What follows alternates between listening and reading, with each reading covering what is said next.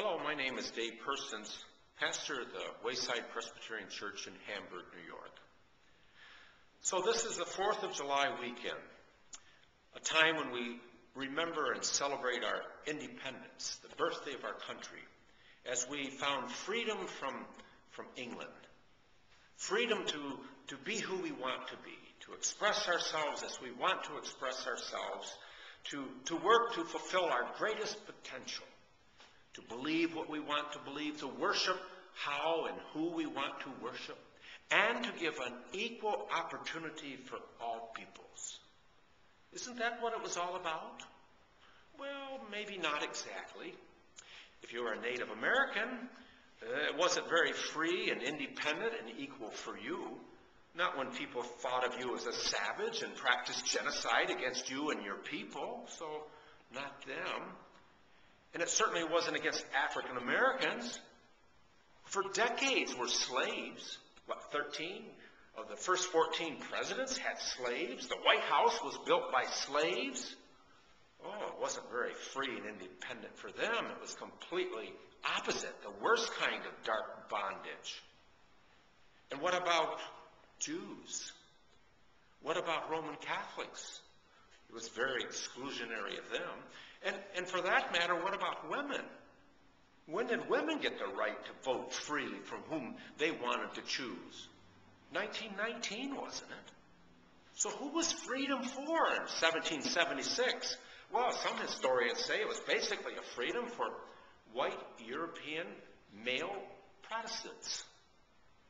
But ever since then, there's been this kind of evolution, not always very peacefully, to expand it to African Americans, to women, to Asians, to Jews, to Roman Catholics. And the process still keeps going on, doesn't it? We all have that tendency to feel that, well, I'm free, but I'm going to keep you from taking any of it from me.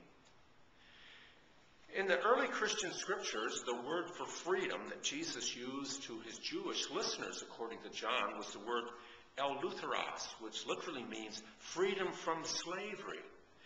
Jesus said to them, if anyone follows me and is my disciple, you shall know the truth, and the truth shall make you free.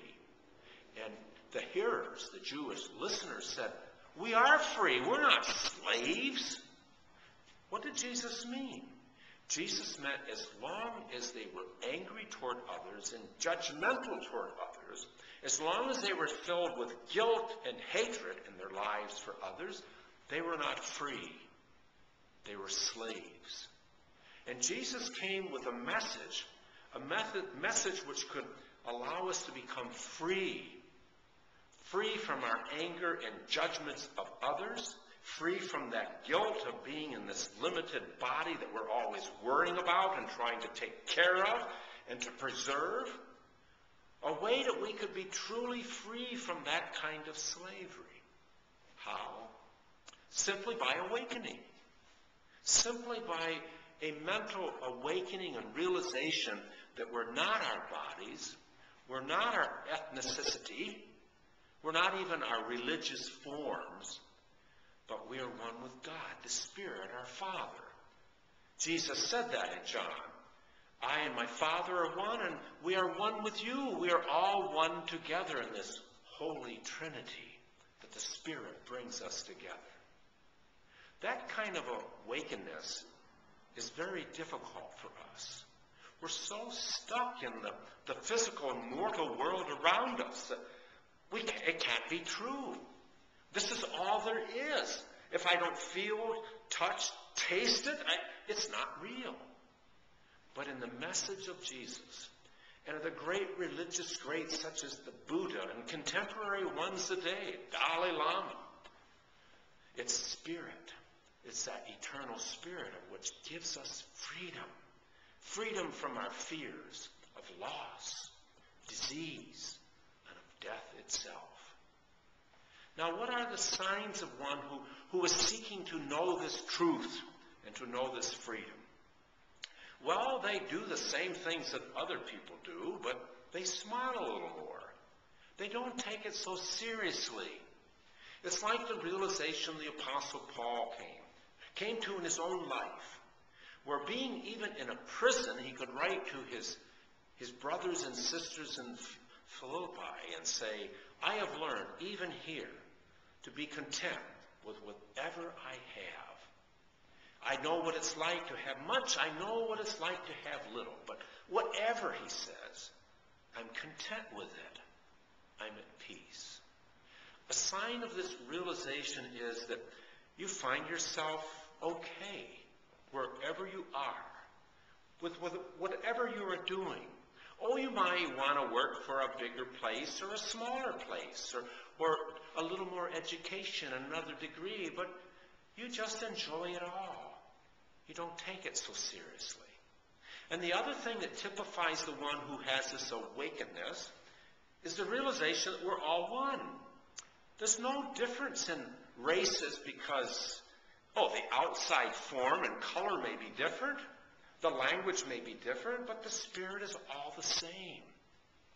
So whether we're Asian or European, Caucasian, African, or a native Aborigine, we're all one in the whole world.